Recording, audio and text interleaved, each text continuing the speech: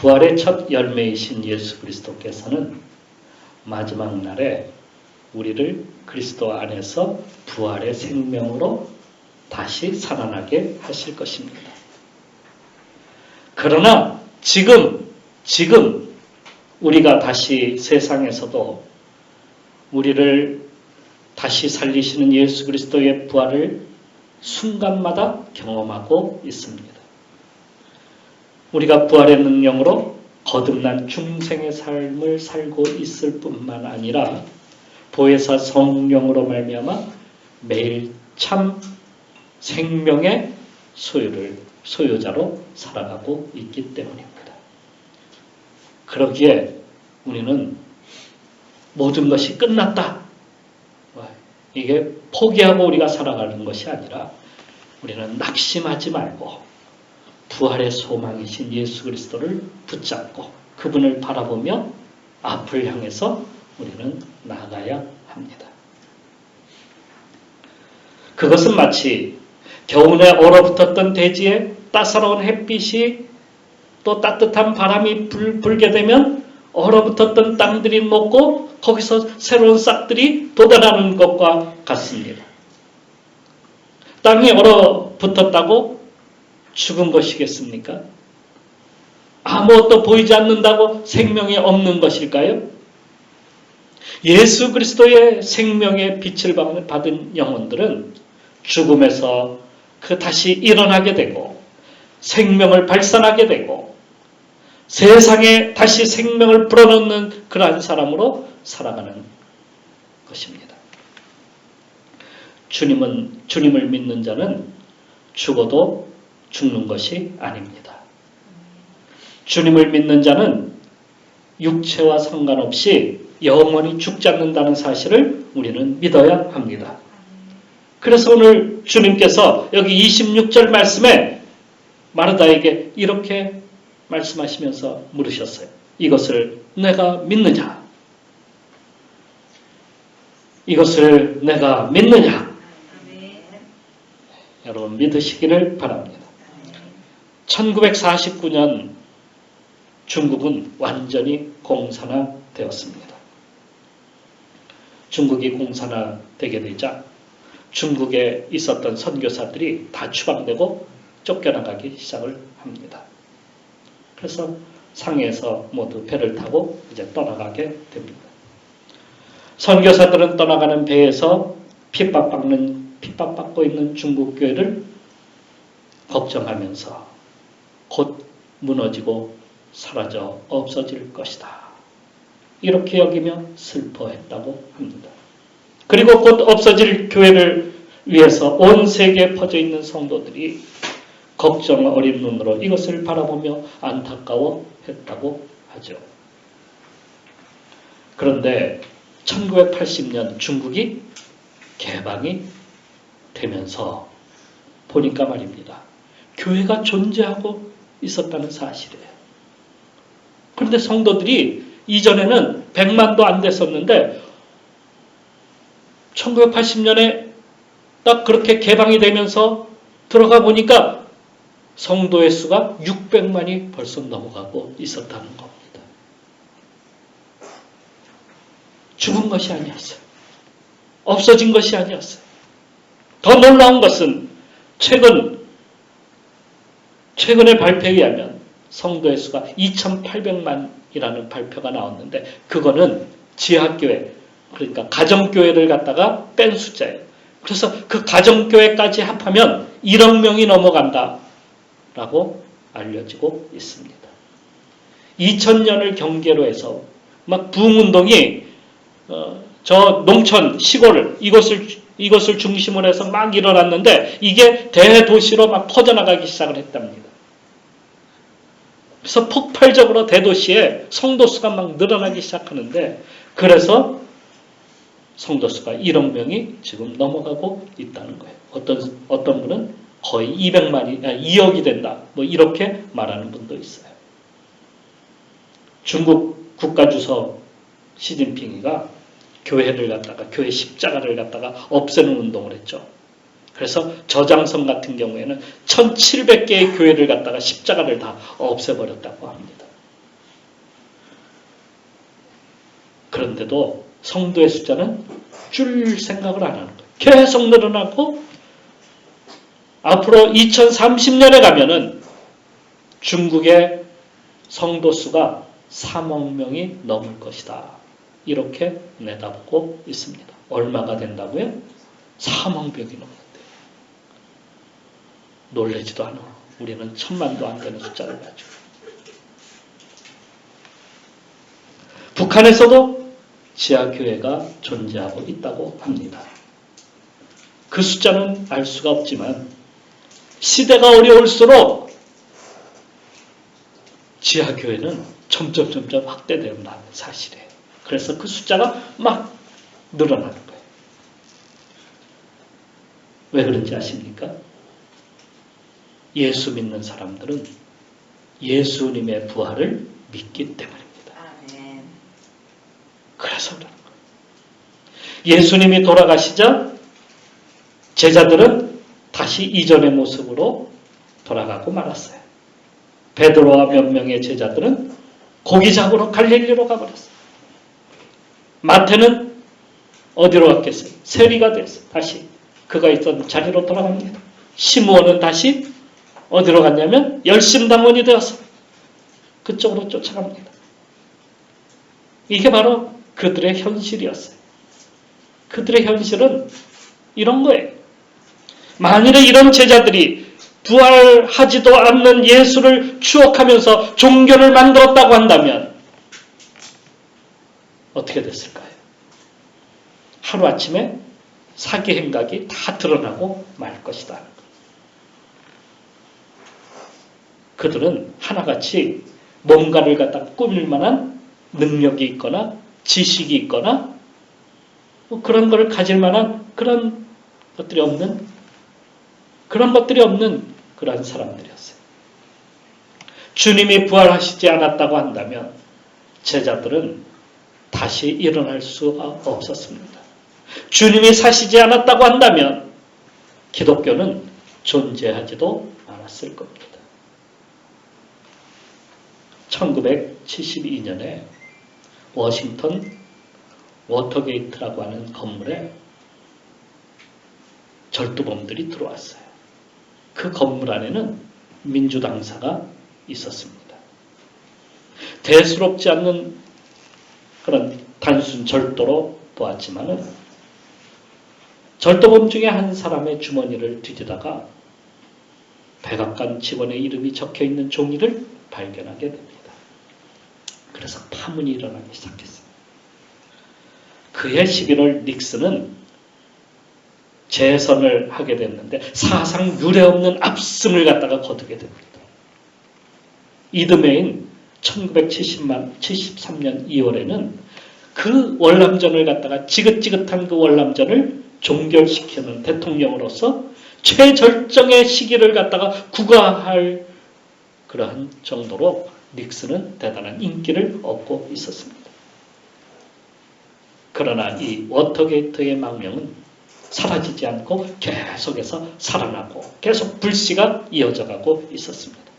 마침내 1973년 그 다음에 3월 21일 대통령의 그 보좌관들이 모여서 닉슨 대통령은 애초 사건 자체를 알지 못했다면서 사건을 갖다 축소, 은폐하려는 그런 조직적인 음모를 그들이 꾸몄어요. 그 음모에 참여한 10명의 보좌관들이 있는데 그들은 엘리트 중에 엘리트들이었어요. 그들은 최고의 명성을 구가하는 미국의 변호사들이었습니다. 그들은 모든 법률 전문가들이었기 때문에 어떻게 해야 법망을 갖다가 피해갈 수 있는지를 너무도 잘 알고 있었던 사람들입니다. 더욱이 그들은 모두가 닉슨의 열렬한 신봉자들로서 그들의 죽은 닉슨을 갖다가 살리기 위해서 자기들의 목숨을 내놓을 각오를 하고 있었던 사람들이었습니다. 거기다 그들은 군대까지도 동원시킬 수 있는 막강한 권력도 소유하고 있었습니다. 그러나 이들의 이러한 잘못된 시도는 불과 18일 만에 끝나고 말았습니다. 그들이 그토록 그렇게 말을 맞췄음에도 불구하고 집요하게 그들에게 질문하는 검사의 그 신문에 결국에 엇갈리고 말았습니다. 결국 그들은 이 일로 닉슨에게서 하나씩 등을 돌리고 말았어요. 조금만 버티면 될 수 있었는데 왜 안 된 것일까? 처음부터 거짓이었기 때문입니다. 이게 중요합니다. 처음부터 거짓이었기 때문에. 아무리 똑똑해도 진실을 거짓으로 바꾸려고 할 수가 없어요. 거짓을 진실로 바꿀 수가 없어요. 예수님께서 부활이 진실이심을 보여주시기 위해서 나사로의 무덤으로 가셨고 나사로를 살려내신 겁니다. 사실 마르다가 믿은 것은 마지막 날에 어느 시점에 심판 때에 다시 살아나서 부활하여 영원한 생명을 얻는 것입니다. 이게 마르다가 믿은 거예요. 그러니까 마르다는 나사로가 지금 살아나는 것이 아니라 심판 때에 부활의 몸을 입고 다시 살아날 것이다. 이것을 믿은 거예요. 그래서 예수님께서 이렇게 말씀을 하신 겁니다. 나는 부활이요 생명이니 나를 믿는 자는 죽어도 살겠고 물은 살아서 나를 믿는 자는 영원히 죽지 아니하리라. 예수님이 뭐라고 하셨다고요? 영원히 죽지 아니하리라. 나사로가 죽은 것이 아니다. 그 말씀을 하시고자 하는 거예요. 한 번은 사두개인들이 부활에 대해서 예수님께 질문한 적이 있었는데요. 그때 예수님께서 이런 말씀을 하셨어요. 죽은 자의 부활을 논할진대 하나님이 너희에게 말씀하신 바 나는 아브라함의 하나님이요 이삭의 하나님이요 야곱의 하나님이로다 하신 것을 읽어보지 못하였느냐? 하나님은 죽은 자의 하나님이 아니요 살아있는 자의 하나님이시니라. 이 말씀은 아브라함과 이삭과 야곱이 죽었다는 겁니까? 살아있다는 말입니까? 지금 살아있다는 그 말씀을 하고 계시는 거예요.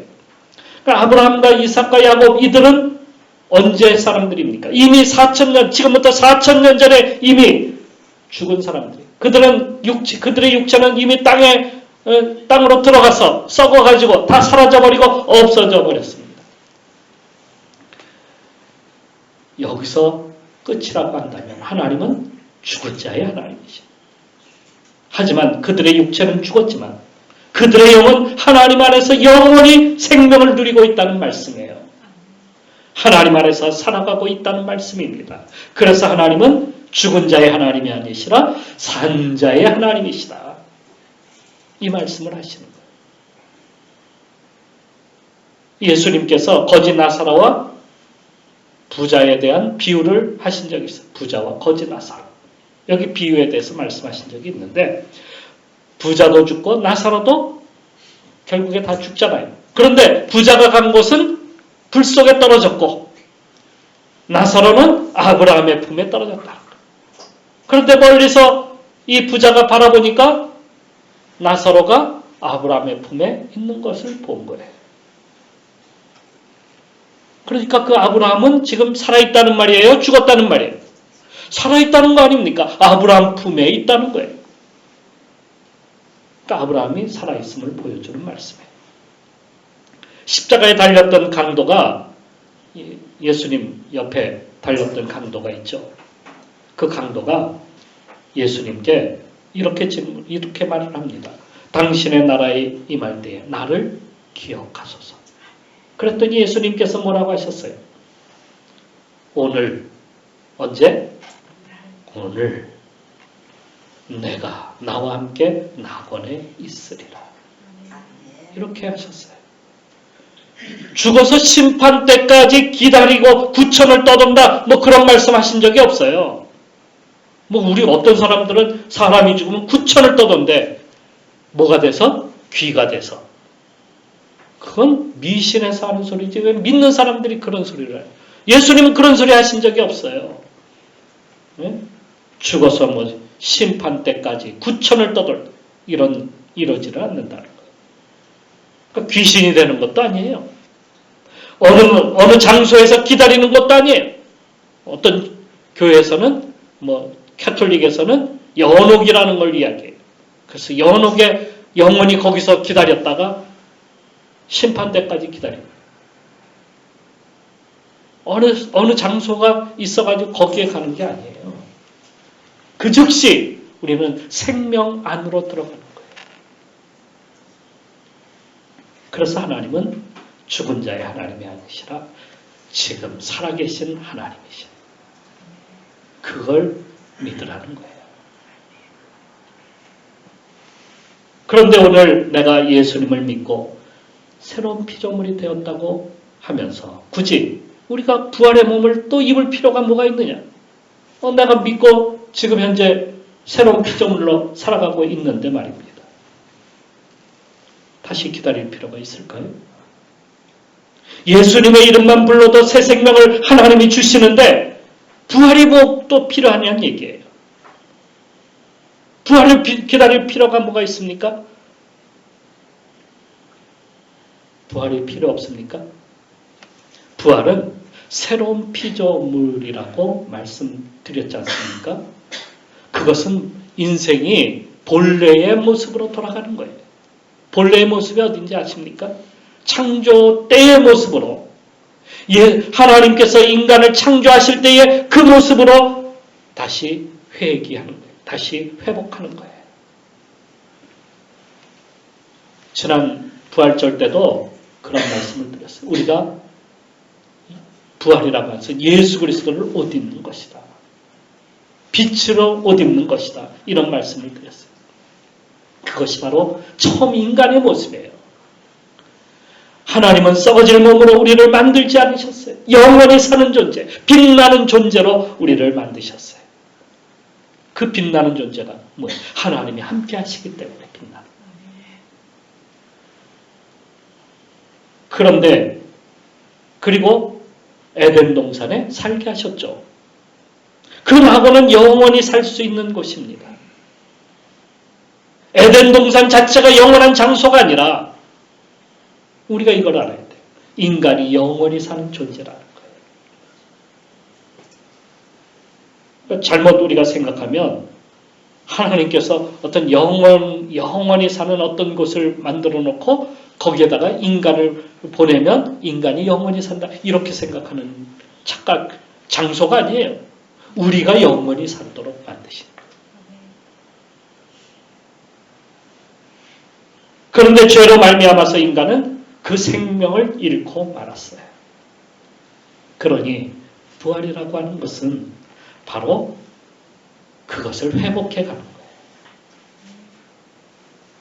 창조의 모습으로 말이에요. 그러니까 우리는 이제 어떻게 해야 되냐면 부활을 갖다가 기다리며 살아가야만 합니다. 우리가 현재 우리는 어떻게 살아요? 부활을 기다리며 살아가는 거예요. 바울은 이렇게 쓰고 있어요. 그 바라는 것은 피조물도 썩어짐의 종노릇한 데서 해방되어 하나님의 자녀들의 영광의 자유에 이르는 것이라. 로마서 8장 21절 말씀입니다. 또 빌립보서에서는 내가 그리스도와 그 부활의 권능과 그 고난의 참여함을 알고자 하여 그의 죽으심을 본받아 어떻게 해서든지 죽은 자 가운데서 부활에 이르려 하노니.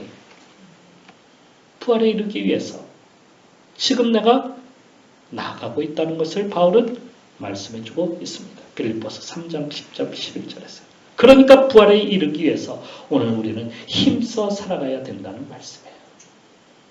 먼저는 예수 그리스도의 성품에 참여하는 자로 살아가야 합니다. 우리 따라서 봅시다. 예수 그리스도의 성품에 참여하는 자가 되어야 합니다.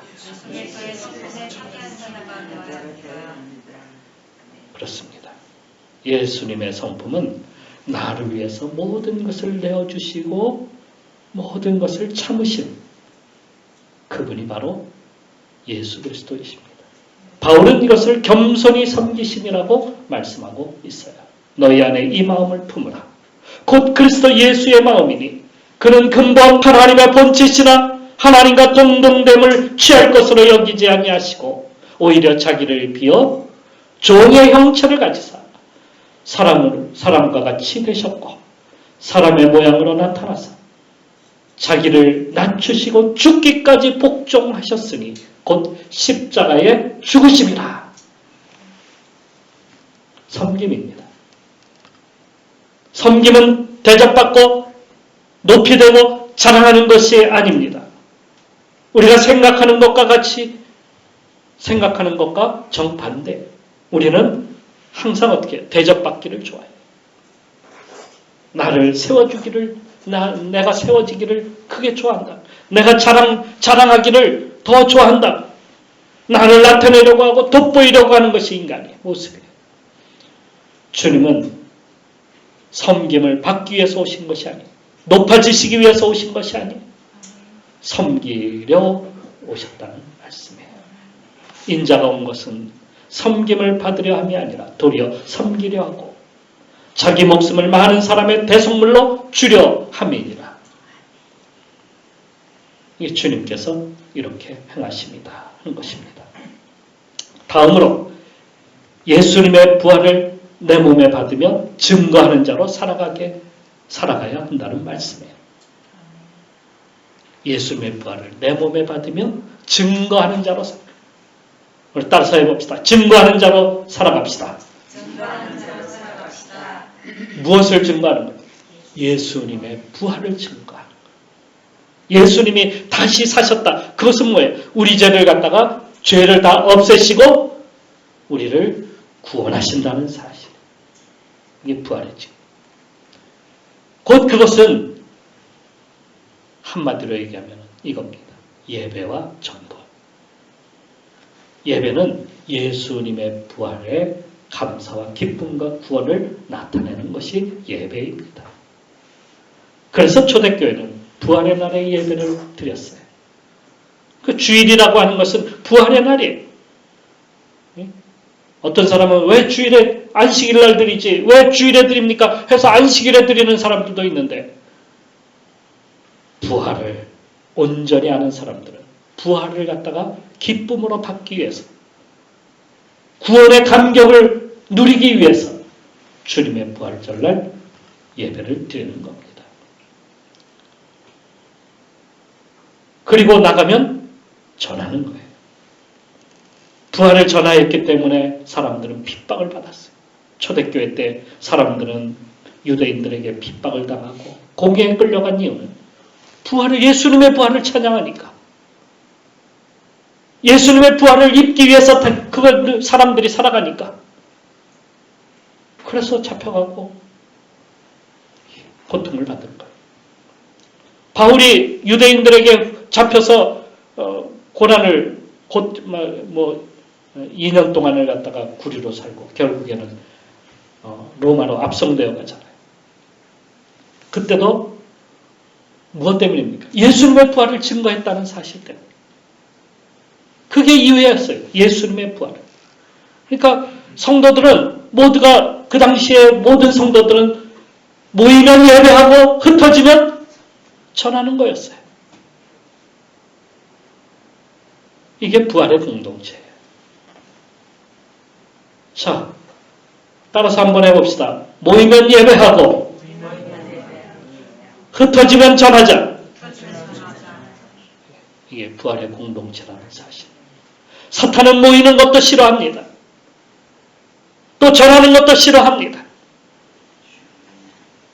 오늘날 많은 성도들이 거기에 넘어가서 예배 드리지도 않아요. 전하지도 않아요. 다 하지도 않아요. 그럼 어떻게 됩니까? 예수님의 부활을 믿는다면 전해야 됩니다. 예배해야 됩니다. 진정으로 우리가 예수 그리스도의 부활을 믿고 부활에 참여하고자 한다면 어떤 어려움이 온다 할지라도 참고 견디고 그리고 그 부활에 이르기 위해서 우리가 힘써서 예배하고 전해야 된다는 사실이에요. 1894년 조선 말에 영국의 비숍이라고 하는 여성 작가가 조선을 갖다가 방문을 합니다. 그래서 여행을 3년 동안 여행을 했어요. 그리고 글을 썼는데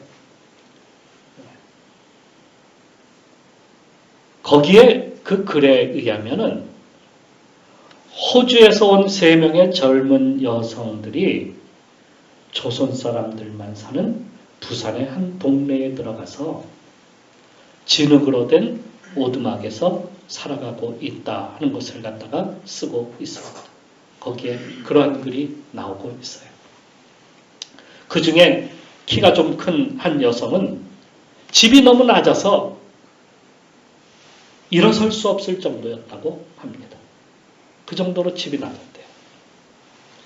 다른 외국인들은 이들에게 그곳에 들어가면 안전하지 못합니다.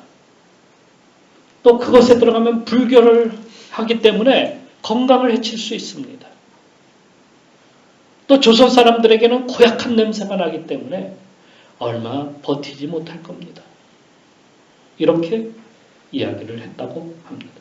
그런데도 이들은 그곳에 들어가서 아이들을 가르치고 아픈 사람들을 치료해주고 힘든 그들의 삶에 함께 동참하고 하면서 이 3명의 젊은 처녀들이 그곳에 들어가서 살고 있었다는 것을 보았다는 거예요. 그래서 다시 1년이 지난 다음에 그것을 다시 방문을 했는데 여전히 그들은 그곳에서 그 일을 하고 있었다는 거예요. 그 젊은 호주의 여성들은 그곳 원주민 여성들을 모아서 예배를 드리고 주일학교를 열고 그리고 고아원을 운영하였다고 합니다. 이들처럼 세상 속에 들어가서 그렇게 살아가는 것이 부활의 성도입니다. 내가 오늘 예수님의 부활을 힘입어서 우리 가정에 내가 새로운 피조물로 살아간다면 어떠한 일이 일어나겠습니까?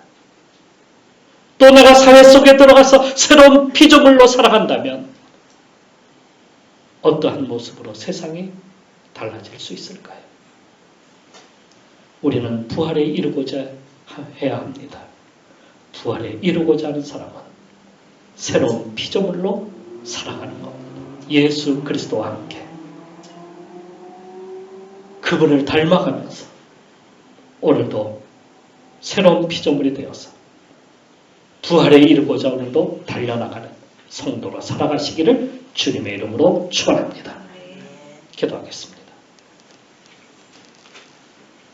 주님은 우리를 향해서 너희는 세상의 빛이다 이렇게 말씀하셨습니다. 새로운 피조물로 하나님의 은혜를 입어서 새 생명을 얻은 인생들을 말합니다.